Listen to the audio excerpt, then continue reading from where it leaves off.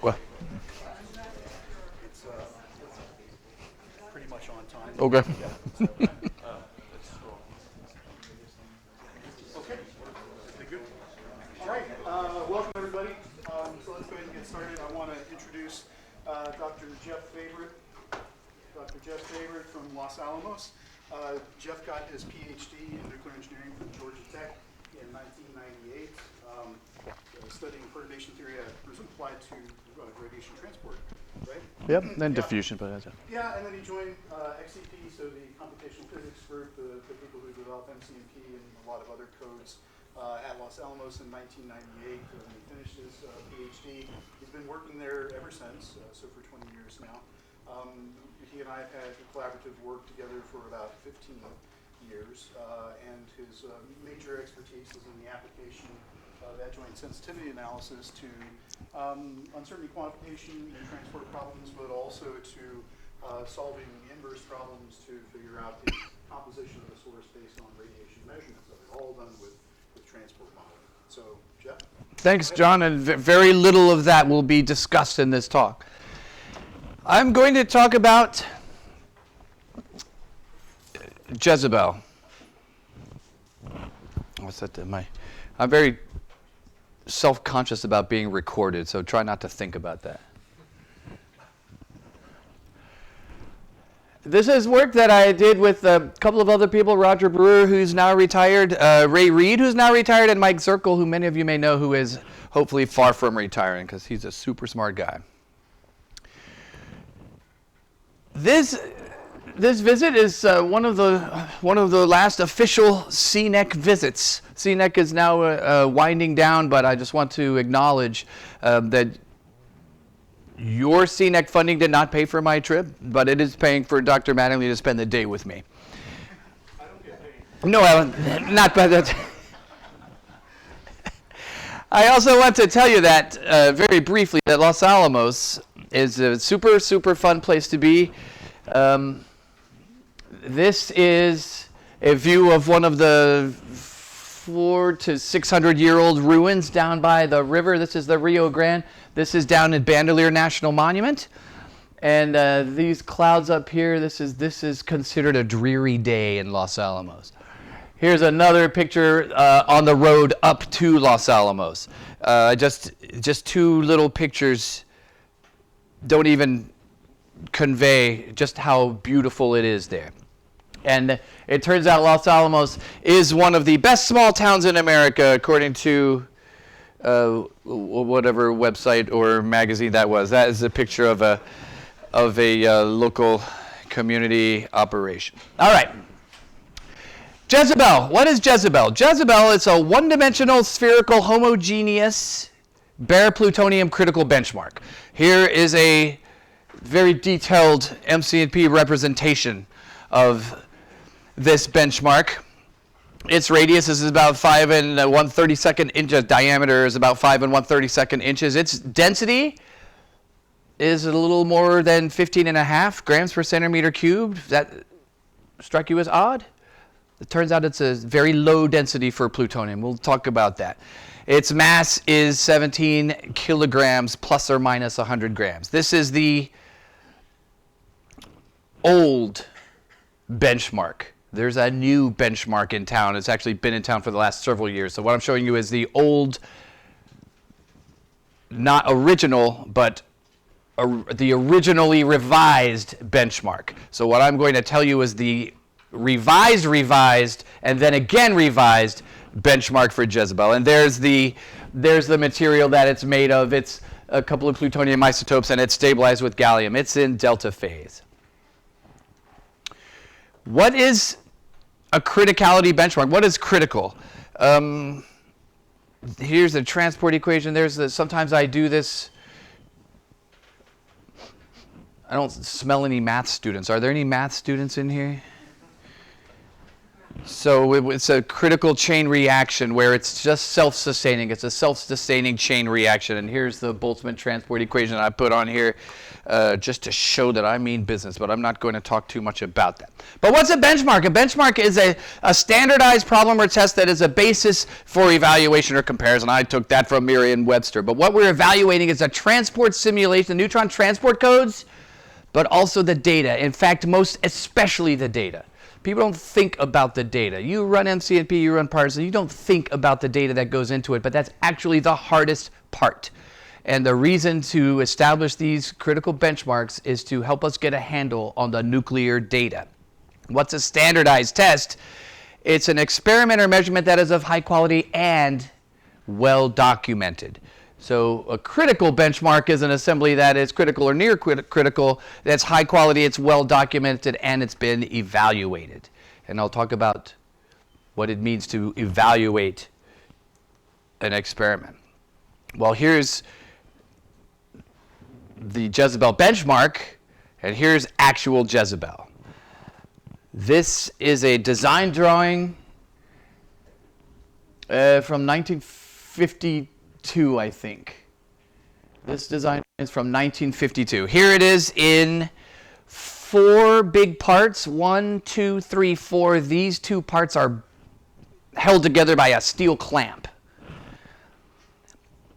And the rest of these parts go inside. Here's the control rod. All these parts are plutonium, even the control rod. All of the plutonium parts are clad with nickel. That will be important later on. Here's some actual photographs. So here's the two big pieces, and the big pieces are about 4 kilograms each. So here we have roughly 16 kilograms. These 2 pieces are held together by this steel clamp. This control rod is plutonium, so putting it in increases the reactivity, and the whole thing is pushed together pneumatically by these top and bottom pieces, and they're riding on these rods, and they're balanced by this piano wire. This is just piano wire, and there it is all assembled. These pictures are from early 1955. What was the purpose of Jezebel? Is to estimate the critical mass of plutonium. I hope I'm not giving away any secrets. Let me see. When I tell you that plutonium is of a certain importance in the nuclear weapons program. Can I just leave it at that? Jezebel was first assembled in late 1954. I'll show you some lab notebooks. But in 1956, the critical mass of this alloy was given as 16.45 kilograms at a realistic density, 15.8. That's the density of delta phase plutonium. Where does 15.6 come from? I'll tell you in a second. LA 2044 in 1956. That's the first decent critical mass estimate. That report was classified. It was declassified in 1965. They had a whole volume of nuclear science and engineering papers in 1960 about critical experiments at Los Alamos. This is volume 8 of NSNE. And it gave the critical mass as 16.28 kilograms. What is the difference between LA 2044 and NSNE volume 8? It's the fact that the gallium composition was classified. So all they did was leave it out. It's not classified anymore, or I wouldn't be here. Then in 1969, Hansen and Paxton wrote LA 4208. We will be referencing this quite a bit before this day is over. LA 4208 reevaluated critical specifications. So the first evaluation was LA 2044, then LA 4208 was the first reevaluation, and then I did a couple of re-evaluations later on. So LA 4208 gave the full material, gave the critical mass as that 17 kilograms that I showed you on the second slide at this low density of 15.6 grams per centimeter cubed. So the official benchmarks, when they started collecting all of the benchmarks that had been measured and put them in a book, this was the benchmark that they used, the LA 4208 benchmark that I showed you. Here's how they came up with the LA4208 benchmark in 1969. They started with the actual assembly. They started with two, in fact, actual assemblies that they called configurations A and B. And they did some numerical adjustment to make them a little more reactive so that it was just critical in the case of A and a little less in the case of B.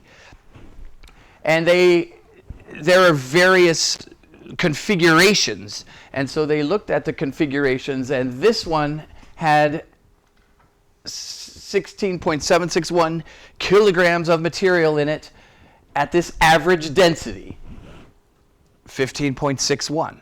That density includes all of the gaps that are in the assembly. That's why it's so low, because it includes all the gaps. And here's another one that was a little bit heavier, 16.9. Just because of the way it was assembled, it was a little bit heavier. So here, but they said if it were critical, it would be critical at a slightly lower density, slightly lower mass. If configuration A were critical, it would be critical at a slightly higher mass. And here's the average densities. And then they started to make corrections. So I'll show you how this is done. This one is easy.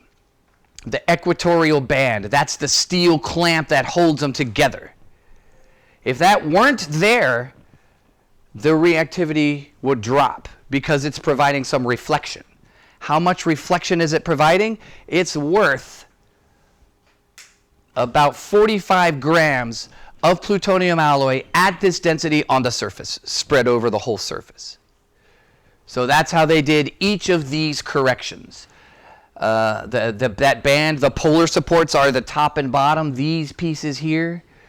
The reflection of the room, that's the key, the reflection of the air inside, the fact that it's slightly at an elevated temperature. And they did all of these corrections, added them linearly, and came up with their 17.02 kilograms at this low density. Plus or minus 0.6%. Where did that come from? They never said. Where does the uncertainty come from? They never said. This table is right from LA4208.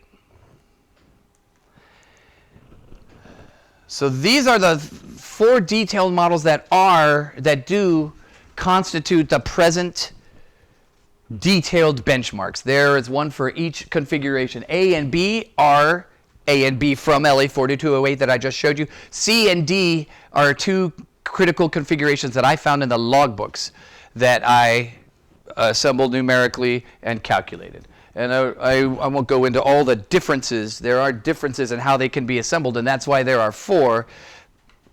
And here is, this is one of them. You can't tell the difference, but this is obviously a three-dimensional rendering of an MC&P input. I'm extremely proud of this. You can see the piano wires came out as yellow. This is all steel and aluminum here. Actually, I can't remember which. But this right here, this purple material is, what is all this? Nickel. It's nickel. All the plutonium pieces are coated with nickel. And it turns out that the nickel that's on the outside is worth 74 grams of plutonium. That's a lot. So the nickel is really important. But why are they all coated with nickel? Is because with plutonium leaks everywhere. It turns out if you breathe plutonium, it's very bad for you. You can eat it, but you can't breathe it. And this has nothing to do with the benchmark. I'm only showing off when I show you this. That this is how I assemble the model. You can see here's just because of how the Viz Ed changes things around, but here's the control rod. It's just got reversed. But there are recesses in here where these little buttons go. There is a groove for the thermocouple, but there's no thermocouple, and there's recesses in the bottom where those things go. So that's just for fun. So I hope that was fun for you. But here are more MC&P renderings of configuration B. Inside here, this is the glory hole, and this is where you can put samples that you can measure the reactivity worth of samples in the glory hole. What this glory hole is filled with is plutonium alloy pieces. So there's no samples in there, but we could put samples in there. And these samples have a hole for the thermocouple, and you can see that this where my mouse is right now, actually, here, this is that belly band that's holding this together. There's a little hole right there that is this hole right here. So here's the sources that I used when I went back to why on earth would we reevaluate this perfectly good benchmark? It's because the original, which is actually the first reevaluated benchmark, is a bare, homogeneous, spherical,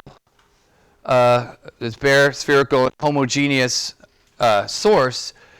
But the actual system is neither bare nor homogeneous nor spherical. We can model the actual Jezebel assembly and see how it matches with the experimental results they had in the benchmark. So why not do that? And that's the reason we did. And here's the sources that I used for the reevaluations. Design drawings, mass accountability statements. Here's LA 4208, the version that they signed. And I will go into the details on all of these. Here's a mass accountability statement from 1960. The first Jezebel Criticality was 1954, so this is quite a bit later. It's the earliest one we have, but here's the Jezebel parts, the big four right there, roughly 4 kilograms each. There's a zillion smaller parts also. Bless you. But these are the masses of those parts. LA 4208 didn't give the masses of individual parts. So this is all I had to go on to assemble the individual parts. Except for this. This is a page out of the logbook from December 24th, Christmas Eve. They're in the experimental room putting this thing together. Christmas Eve 1958. It was a Cold War. It was an emergency. This had to be done. But what they're saying in this logbook was they sent some of the pieces back to have the nickel scraped off and to have them replated with nickel because the nickel was leaking. They were finding contamination. The nickel was leaking. So they sent some parts back. When those parts got returned, they reweighed them, and here's the new weights and the difference with the old weights. And remember, this is earlier than the mass accountability statement from 1960. So, this tells me I compared these numbers with these numbers, which you can't read. There's 3975.23, which corresponds with that one there. All right. So there's another data point for the masses and some of the smaller parts also.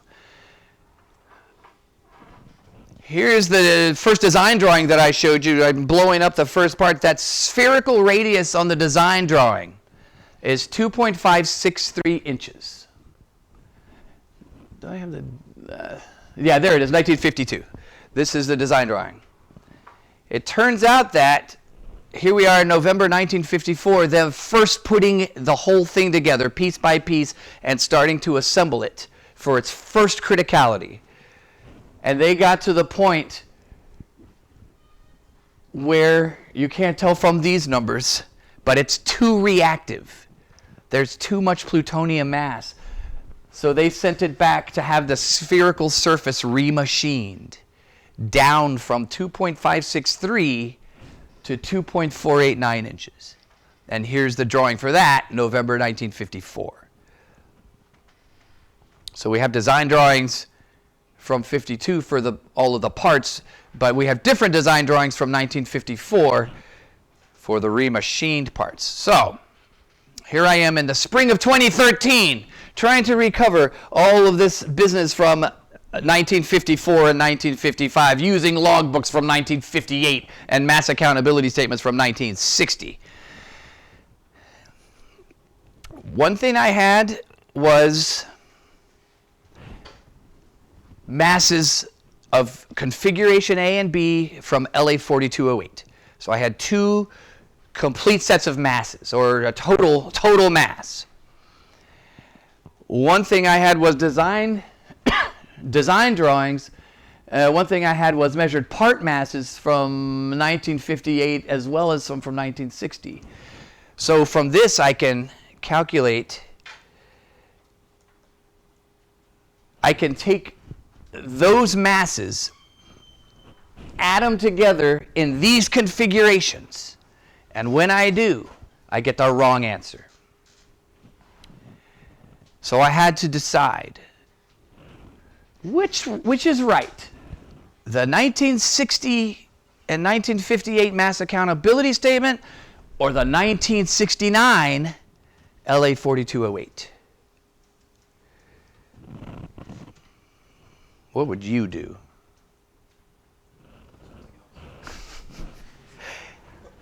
Nope, I did pick one of those and it totally saved my bacon. I assumed these numbers are right. I know that if you send a part back to be remachined, it's going to come back lighter. I saw evidence that that happened one time. I assumed that happened more than one time, and so I assumed that these numbers were right and those numbers are too high.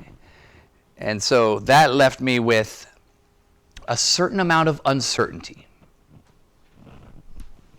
So here we are just to summarize. The totals were 169 grams less than were reported in LA 4208.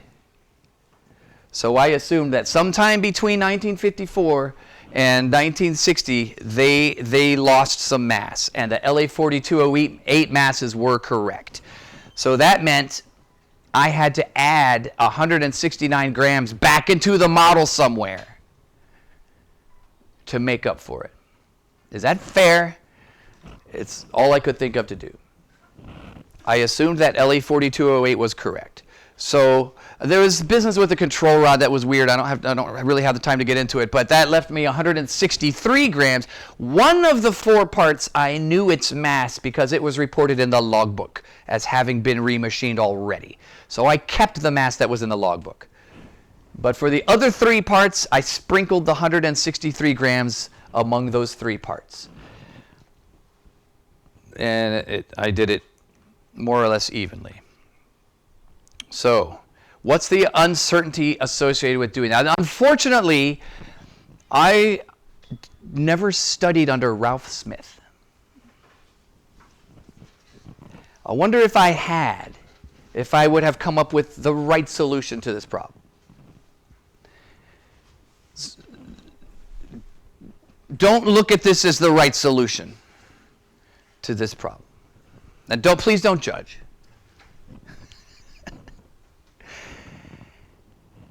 I never got, another problem here is I never got densities for any of these parts. This 15.8, that's from LA 4208, just like everything else.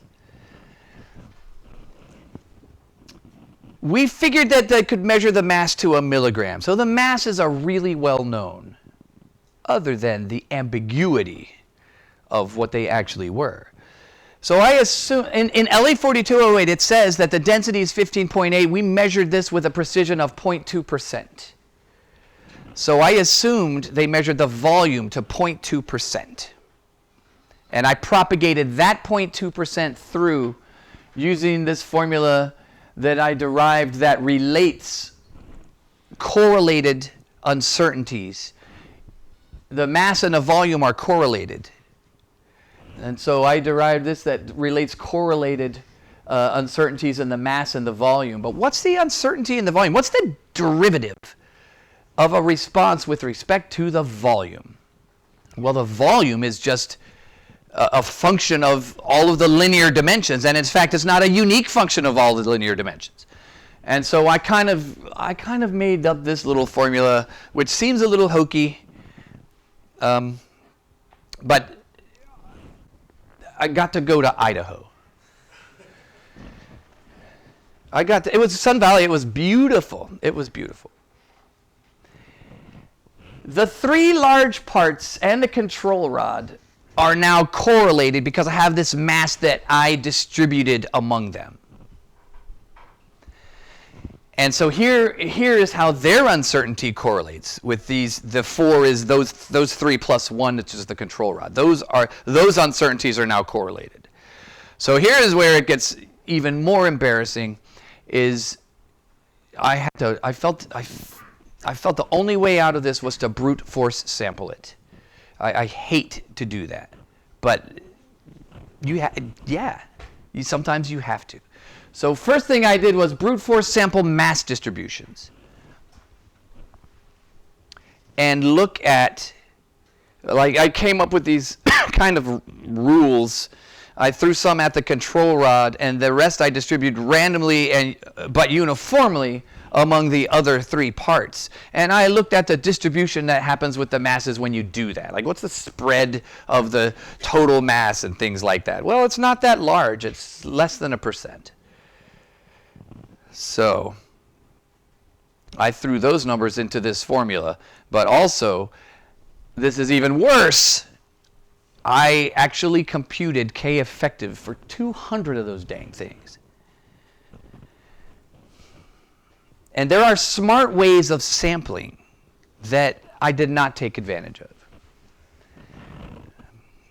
But the results of the 200, and I looked at A and B because those are the ones I had the masses for. And what this shows is that, and the brute force sampling didn't include, I didn't sample for the volume, I only sampled for the masses. But what this is showing is that with this brute force sampling, and the other variable in this is I assumed that the total mass was known plus or minus 2 grams out of 16,500. Seems a little low. So I redid the whole thing with a 10 gram uncertainty just to see the difference that would make. And if you think in terms of PCM, it makes a difference of about 20. But it turns out that the uncertainty in the mass doesn't add that much to the total, the difference between these 2 numbers. But the distribution of the mass is important. More important than either the 2 or the 10. And that's shown here. It's like between 52 and 49. So going by this method and looking at other sources of uncertainty, the upper lower M2, M3, those are the 4 kilogram parts. Those are the really big ones. Everything else is minor. But this down here was the total uncertainty that I derived for plutonium mass dimensions and densities. That includes all the parts. And this part is really driving. And if there's no uncertainty at all due to the mass distribution, you get only 57. And the difference between these isn't really that great. So it turns out it matters, but not all that much. It's the density that really matters. For a system like this, it's the density that really matters. And yet, what's a benchmark if you don't know the masses? And so this really bothered me. But the total uncertainty that I reported in September of 2013, the total uncertainty was 129 PCM, if you'll forgive the kind of mixed metaphor in units there, more than half of which was due to all of this stuff that I was just talking about. And so here is the cover page of the ICS, the International Criticality Safety Benchmark Evaluation Handbook Project evaluation that I did with Roger, and Ray was our independent reviewer. And here's the experimental K effectives for the 4 detailed calculations, which also is a very interesting story where those came from. Here is, because they reported the period in the logbook, so I converted a period to a K effective. Here's the calculated, MCNP calculated K effective for each of the 4. I looked at the calculated over the experimental, or measured the C over E, which is pretty good. And I took the average, and that was 1.00077. That's the average C over E of the 4 detailed benchmarks, which is pretty good. part of the reason it's so good is because for 60 years, the plutonium cross-sections have been tuned to make that answer 1. They've all been tuned so that you could get the right answer for Jezebel. At the time they were tuning them to the 17 kilogram Le4208 benchmark. And here I am applying them to the detailed benchmarks. It's still pretty good because they're the same cross-sections. But I said, with help from Mark Chadwick at Los Alamos, what should the plutonium cross-sections be? They should be the ones that make that average 1. The plutonium cross-sections, if they were right, that average would be 1, because you know that the modeling is perfect, as I've explained. And so I proposed in this evaluation a new homogeneous one-dimensional spherical Baire benchmark for plutonium whose K effective was 1.00077. Why isn't it 1? It's because the cross-sections are wrong. And if the cross-sections were right, the critical benchmark would give 1, and all the detailed benchmarks would give 1. So that's why we proposed this new benchmark that was heavier than the old benchmark. But we kept the density, and we kept the composition from La4208. We didn't know the mass distribution or the mass density of any of the plutonium parts. And we dusted off our hands and walked away.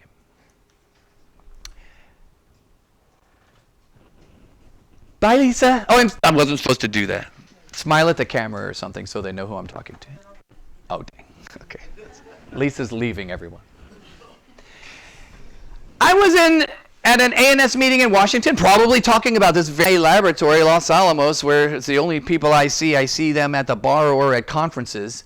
So he came to me 2,000 miles away from my office and said, I found a box with a folder in it that says Jezebel that you should come and look at. So I said, okay. So I went down to look at the contents of this folder that Billy found in a box, because they moved all of our critical assemblies out to Nevada. And when they did, they left behind a bunch of boxes that people are still rooting through. And when they do, they sometimes find treasure. So this is SF material transfer receipt. I tried very hard to find out what that meant, and I finally did by accident one time. It means sources and fissionables. I called, and to make a long story short, it's in the document that I found.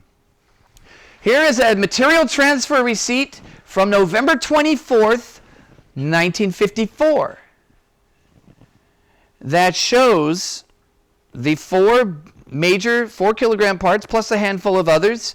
It shows the net weight of material and the SF net, or T weight, and with a couple of notes on it. This is the date when, remember, it was too hot. They sent the pieces back to be remachined. This is the paper they sent back after they got remachined. So these are now the actual masses that I had been looking for years. And here they are. The SF weight is the weight, well, here, the net weight, that's the weight of the part, without the nickel, of course.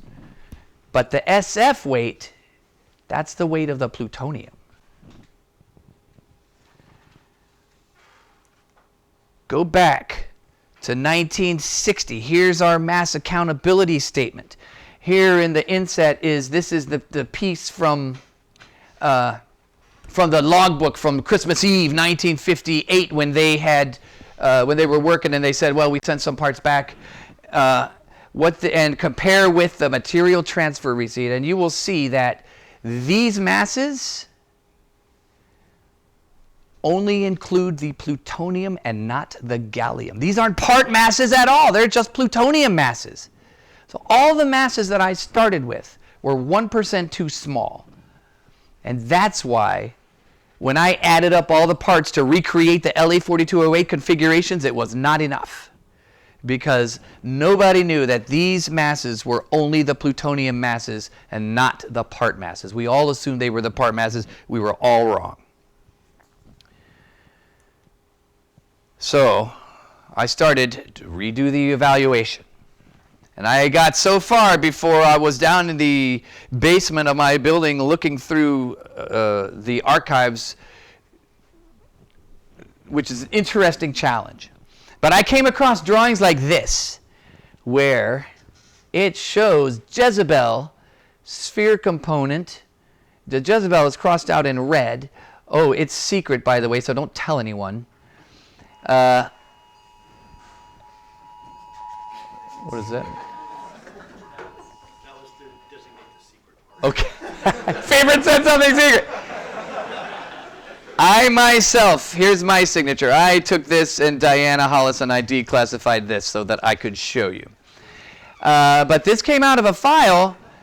This is the as-built drawing for one of the 4 kilogram parts for Jezebel. It's the as-built drawing. It shows uncoded dimensions. It shows coded dimensions. It shows a measured density. But it's been marked out, and because they were designing a U-233 Jezebel, and I think they just started with this, and they marked it up in red. So that's why this is. But this is an as-built drawing from October 1954. This is before the attempt at first critical and before the first remachining. So it has the original radius on it. But everything else is as built. And this one, this was in the original, this was in the folder with the mass transfer receipt, not with that drawing. But this is the Excel spreadsheet of 1969.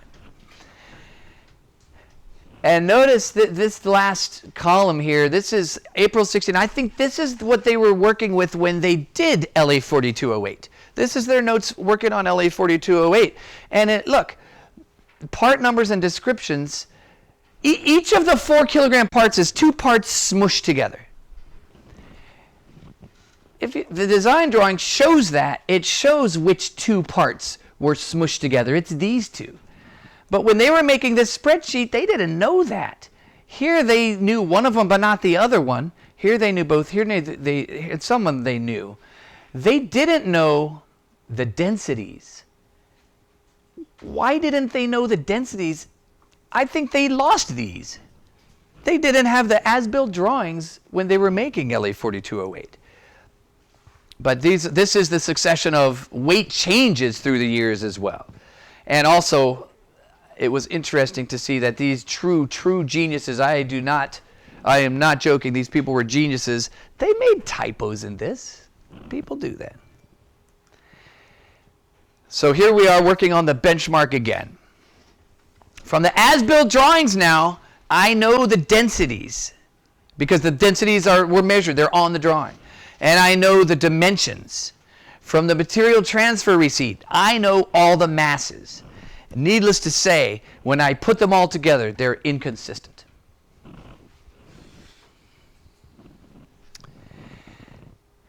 So, what to do? What to do about that? Again, I ask, what would you do? A new experiment we spent some time talking about. If we were to redo a bare homogeneous plutonium critical assembly, what would you do? First of all, you would collect $1 billion is what you would do. Then you would start to think seriously. I had to work with what I had. My feeling was the masses are the best known part. The best known data, I should say. And so I accepted the masses and I accepted the densities and I modified the dimensions for consistency. Is that the right thing to do? Ralph, is that the right thing to do? For you watching at home, Ralph is shaking his head. He doesn't, giving me the I'm not going to commit myself sign. So 2013, that was Rev 3. Now I'm working on Rev 4. This is like 2015.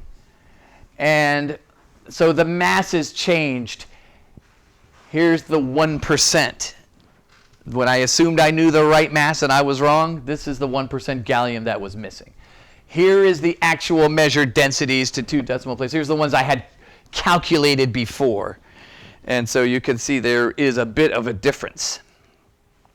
So I needed to change the volume to match the new measured densities. And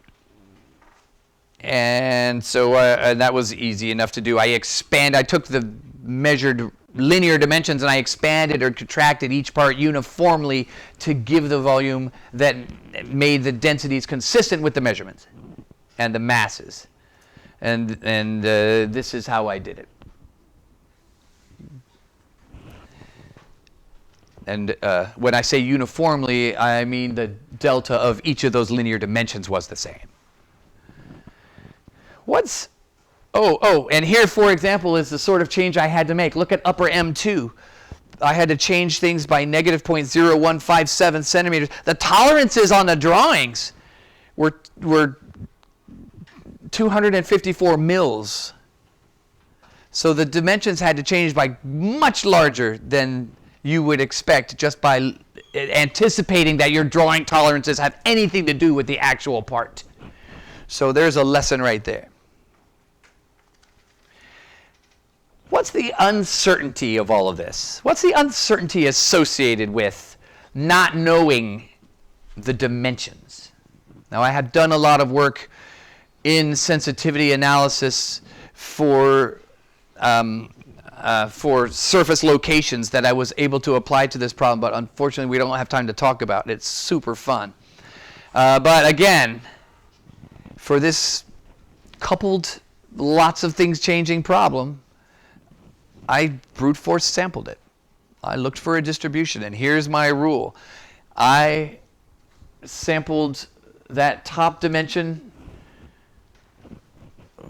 from its nominal case, plus or minus 0.1 centimeters, and I think I did that uniformly, but I can't remember now. I sampled the bottom dimension, the same thing, and I calculated the radius that preserved the density. And I did a zillion, in fact, I probably did 200 of those. And I did the same thing for the center part. And there's 2 of those and 2 of these. I did that for all of those. And threw them together and calculated K effectives for all of those. And here's the standard deviation of the 200, at most 17 ppm. That tells me that the dimensions of all those parts, provided the densities are preserved, doesn't matter that much.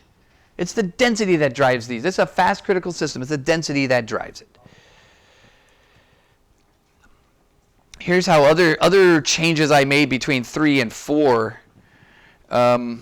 Here's the 17. This isn't too illuminating. This aluminum spacer, I'm going to get to that in a second. I also learned something. I told you they reported the density that had been measured to 0.2% in LA4208. I assumed that meant the volume had been measured to 0.2%. That's not true. They actually measured the density. I didn't know you could do that. You can. So here's a new equation that we did take a trip on, but I can't remember where this one was to. So I assumed mass uncertainties of 0.025%, except for the glory hole fillers and things like that. But then I added, you add these in quadrature, and this is why I got this lopsided uncertainty, because the density of some of these parts could only go up. It was already too low. All right, so here is 2016 Rev 4 of this evaluation. This time we had Mike Zirkle doing our independent evaluation, which is lucky because he did find errors that I didn't put them in. I don't know how they got there. But you'll notice something weird. Here's all the experimental K effectives. They're the same as before. Here's all the calculated K effectives. Here's the C over E. Here's the average C over E. What do you remember about Rev 3? It's the same number. After all that work, it's the same number. What does that tell me? Assuming the configuration masses in LA4208 were right, totally saved my bacon in Rev 3. What's the one thing that's different here?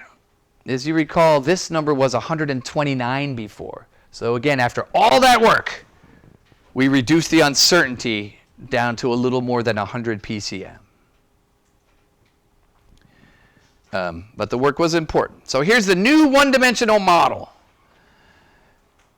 It went from this radius to this one, a little bit higher.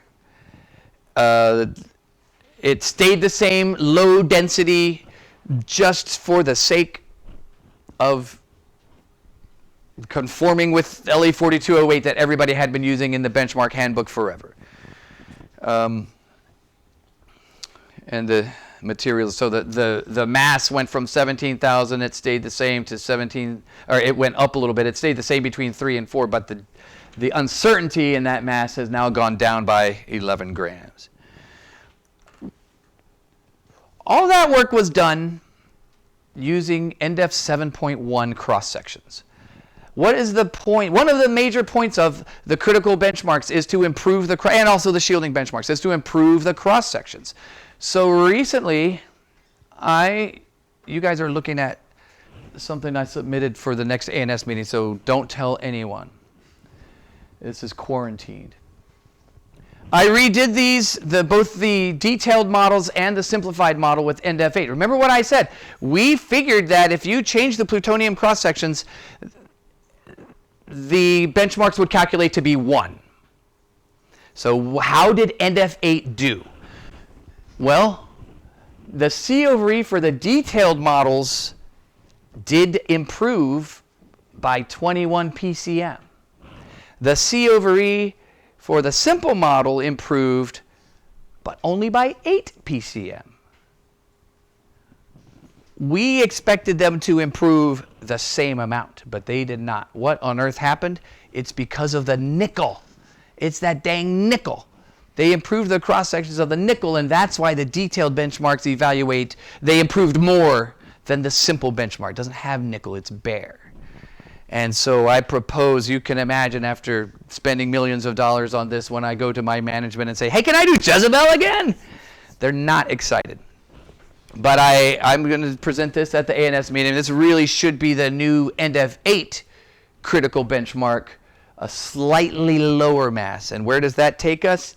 It takes us back down towards the LA 4208 mass, of course, because they were geniuses. Here's the low density critical masses that are appearing in the benchmarks, just because that's how it all got started. But here's the real critical mass of a real density for delta phase plutonium alloy with 1% gallium.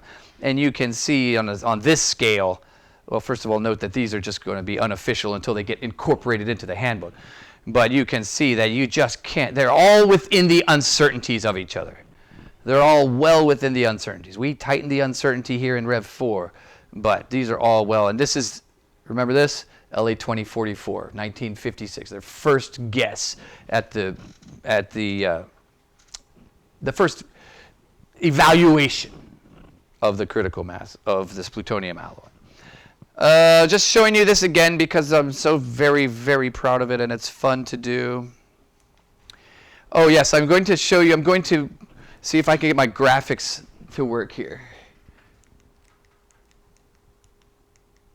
Which is the difference between Rev 3 and 4. There were some other differences besides the distribution of the plutonium. I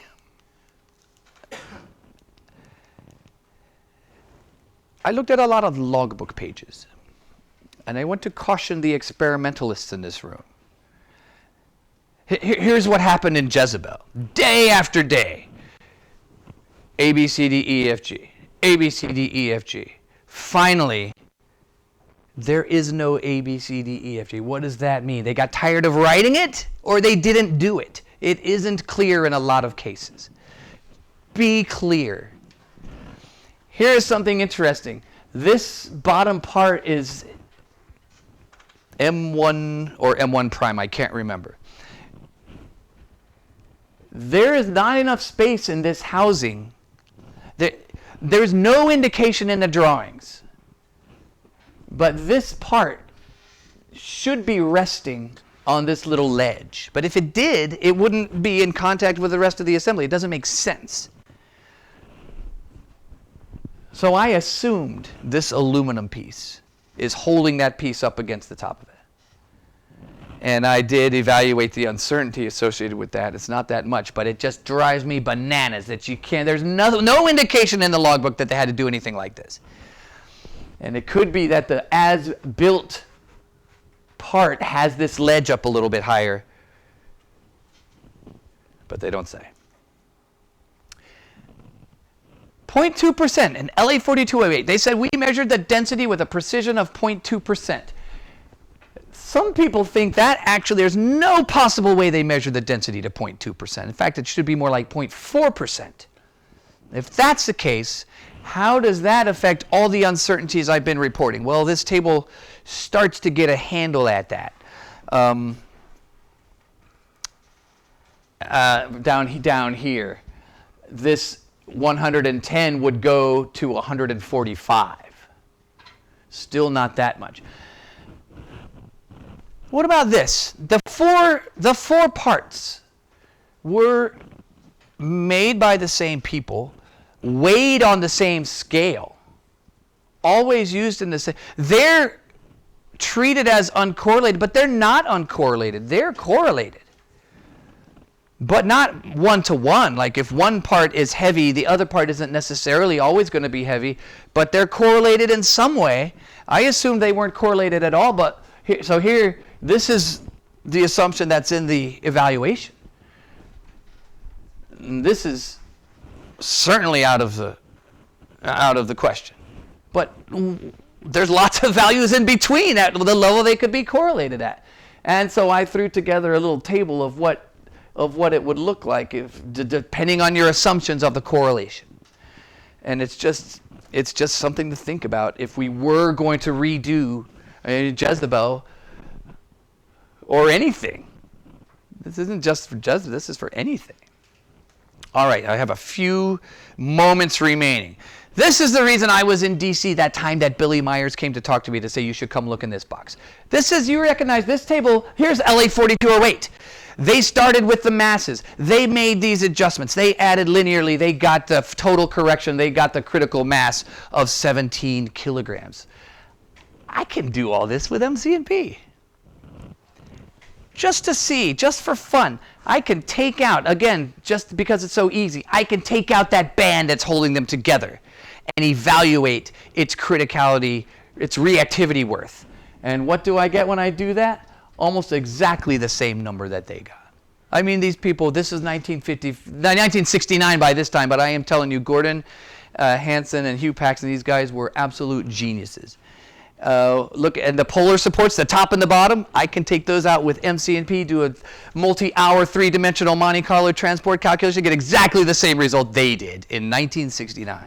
It's incredible. There's three things that I didn't understand. One of them was how they got this correction for the asphericity. I wasn't able to come up with a model that allowed me to reproduce their result. The homogenization, the external nickel, that's on the outside of the assembly. That's easy, and I got the same number they did exactly. But the internal nickel is all the internal parts that are coated with nickel on their internal surfaces, as well as all the gaps. And I was not able to figure out how they got their estimate of the reactivity worth of that. And then there's this business of the impurities. They did reactivity worth measurements of impurities like iron and carbon in the glory hole. And they figured that if you distribute that through the whole thing, you get a very small negative reactivity worth. I think that is one thing, I was warned about this actually, that maybe one thing they did not quite understand completely correctly. Because those impurities actually are worth a little bit of they have positive reactivity, very small positive reactivity worth, and it's because they let you scatter. If you're leaving, they let you scatter back in. So I was at a meeting and somebody called it the drunk man effect, where you walk into a telephone pole when you're trying to leave the bar or whatever, something like that. But there's the scattering actually adds reactivity worth. So I think their perturbation measurements led them slightly astray on that one.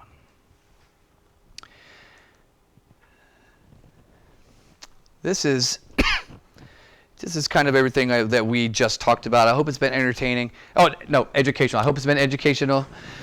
There's one other thing I want to tell you. That this part had been down at the accelerator at least since 2006. Nobody knows how it got there. But when they started inventorying their stray plutonium parts, they came up with this, and they knew that you should call NAN2 to figure out what plutonium parts you might have. So they ended up getting in touch with Billy Myers, my colleague, and Johns, whom I saw in DC, who said, come and look at this box. And John told him, this is a very historic, Bill told him this is a very historic part. You cannot get rid of this. This is that lower M1 prime. It still exists, and it was moved. It's now accountable. They repackaged it. This is aluminum foil. But it's 2 inches in diameter and an eighth thick. And it's 114 grams. So there's one plutonium Jezebel part that remains, that survives. It's this one. Little old inglorious M1 prime. Why I didn't show you this, but why did they have the top and the bottom? These pieces here, it's just so that they could get a handle on the asphericity. That's why they made this part. Good. I like to look at this picture, so I will leave you guys to look at it as well. I appreciate your attention. Everybody watching at home, I appreciate. Where is the camera here? Is it back? Is it under the clock? Is it? Okay. Thank you for watching. I hope you've enjoyed yourself. If there's any questions, I'll be happy to entertain them. Any questions? Okay.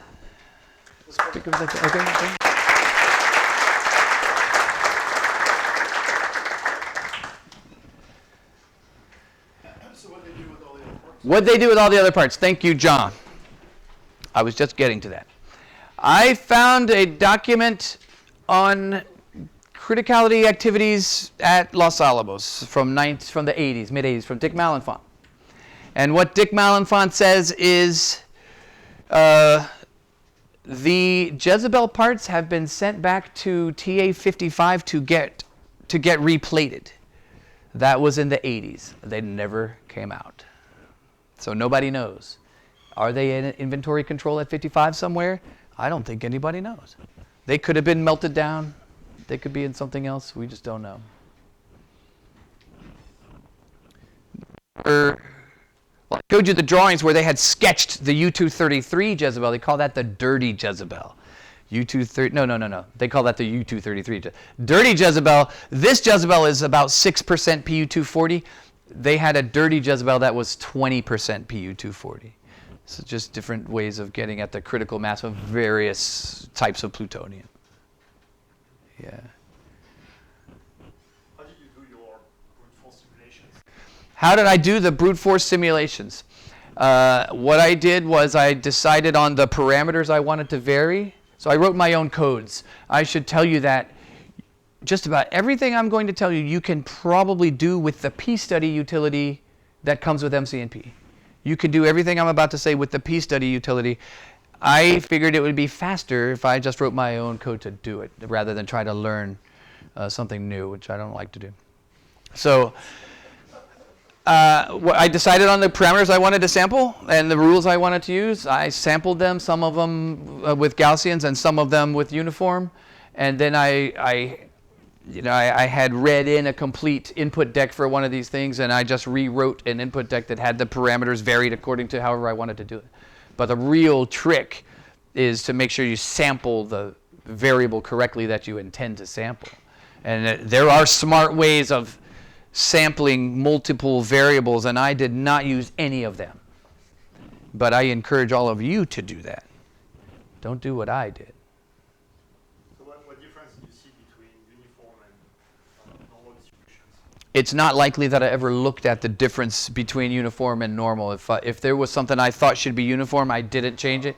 Yeah, units, okay. Yeah. But most of the things I sampled for turned out not to matter all that much. In this is a special case. This is a nuclear reactor this big. Yes. You said at one point they had to send it back and have the machine to remove some mass. Yeah. How did they know how much mass to remove? That's an excellent question. How did they know how much mass to remove? How did they know, for that matter, how much mass to start with?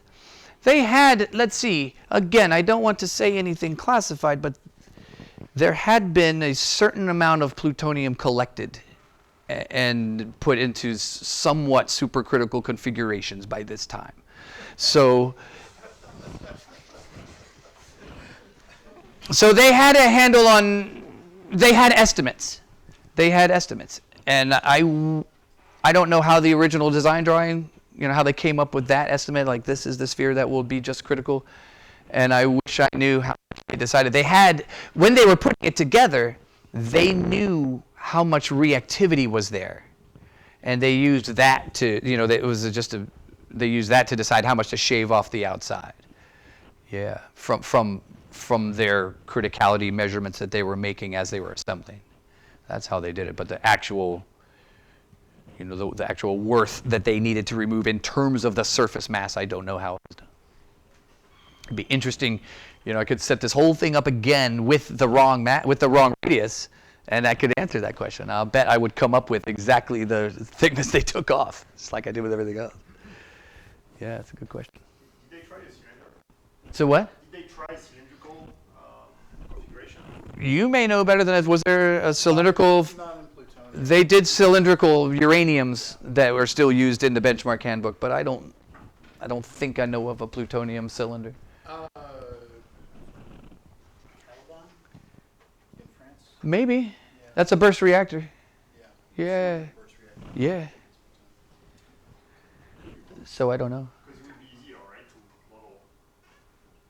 So you don't have to account for the asphericity and so. I think a cylinder would be easy in some ways, but harder in others. Yeah. Yeah, I mean, you've got the same problem here. Well, not here, but yeah, you'd have problems with real symmetry and things. Yeah. But it'd be, if you had $1 billion, you might be able to get that funded. I would definitely. Okay, thank you. Give me a call if that should happen.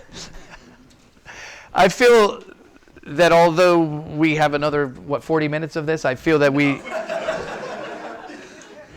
the hole. I'm in the hole already. I mean, I'm looking at that clock. It's only a little bit after. But I really appreciate you guys being here. Thank you very much.